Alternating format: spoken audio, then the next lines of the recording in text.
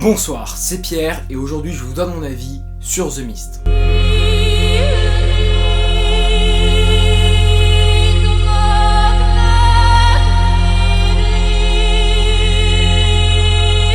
The Mist est un film d'horreur fantastique sorti en 2007, tiré d'une nouvelle de Stephen King et réalisé par Frank Darabont. A partir de là, vous avez déjà 3 raisons d'aller voir le film. Tout d'abord parce que c'est un film d'horreur, et l'horreur c'est cool. Aussi parce qu'il est tiré d'une nouvelle de Stephen King, et quand on sait ce que le gars a inspiré comme scénario de film, ça donne vraiment envie.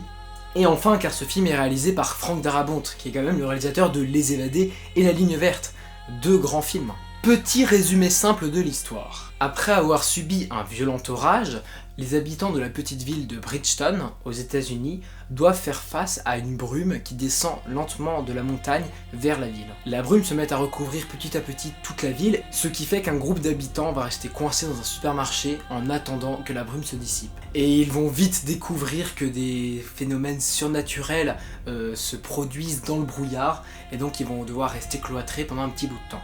L'attente est vraiment longue, la tension est palpable et les habitants vont devoir commettre des actes qui vont soit les unir, soit les diviser. Le film a obtenu près de 27 000 entrées en France, ce qui est pas ouf, mais a quand même récolté plus de 57 millions de dollars d'entrées au box-office mondial. Bon bah maintenant je vous donne mon avis sur ce film. Je vous avoue que quand j'ai d'abord entendu parler de ce film, je m'attendais à un film d'horreur raté, avec des mauvais effets spéciaux, avec aucun scénario, et je me suis bien trompé. Pendant que je le visionnais, je devenais vraiment parano et le moindre bruit m'effrayait. Le suspense et le stress étaient tellement bien gérés que je me croyais dans le film. Maintenant, voici pour vous les choses que j'ai aimées dans ce film.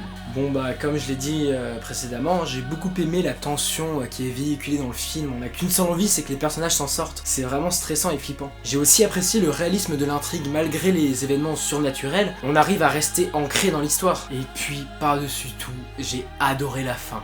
Je sais pas, quand on se rend compte qu'en fait depuis le début, la dernière fois quand j'ai mangé un chat avec un Rubik's Cube. Et maintenant, voici pour vous les choses que je n'ai pas aimées dans ce film. Bon, il faut savoir que c'est un film, encore une fois, que j'ai adoré. Je me rends compte que j'ai parlé que de films que j'ai adoré en réalité. Donc, parmi les choses que j'ai moins appréciées, il y a tout de même les effets spéciaux qui ont été faits donc en 2007 et j'ai trouvé ça quand même un peu daté et un peu ringard pour l'époque. Mais il reste très convenable, mais ça gâche un peu le réalisme. Puis j'ai surtout détesté le personnage de Mrs. Carmody, je crois que c'est comme ça qu'elle s'appelle. Ceux qui ont vu le film comprendront, on a juste envie de la baffer dans sa gueule. Ma scène préférée est la scène de fin, comme je l'ai dit précédemment, elle est juste incroyable. En plus, il y a un petit twist final. Mes plans préférés sont... Bon, là c'est le moment de lui donner une note sur 100, avec un 16 sur 20 pour le jeu d'acteur, un 17 pour les scénarios, un 16 pour la réalisation, un 17 pour les personnages et un 18 pour la fin. Ce film obtient une note finale de 84 sur 100. Je précise que j'ai noté selon mes critères et selon mon avis personnel sur le film. Avant de vous quitter, je vous donne des indices pour deviner quel film sera traité dans la prochaine vidéo. Les 3 mots sont amour, famille et guerre, et l'image, la voici.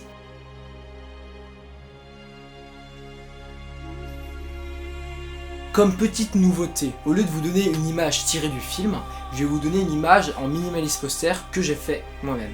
Pour ceux qui ne savent pas ce que c'est, un minimalist poster, c'est un petit montage photo avec le moins d'informations possible qui sert à faire deviner un film en gros. Par exemple, ce minimalist poster permet de faire deviner Les Dents de la Mer. Vous avez compris la subtilité ?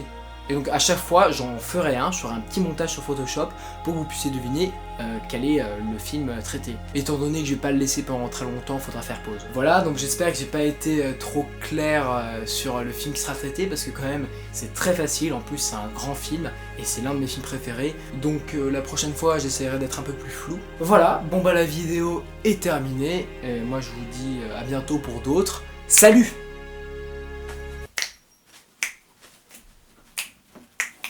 Je sais pas ce qui se passe actuellement. Ah merde, le changement de lumière, oh non, c'est abusé. Super, le soleil qui décide de partir! Faux raccord. Nickel.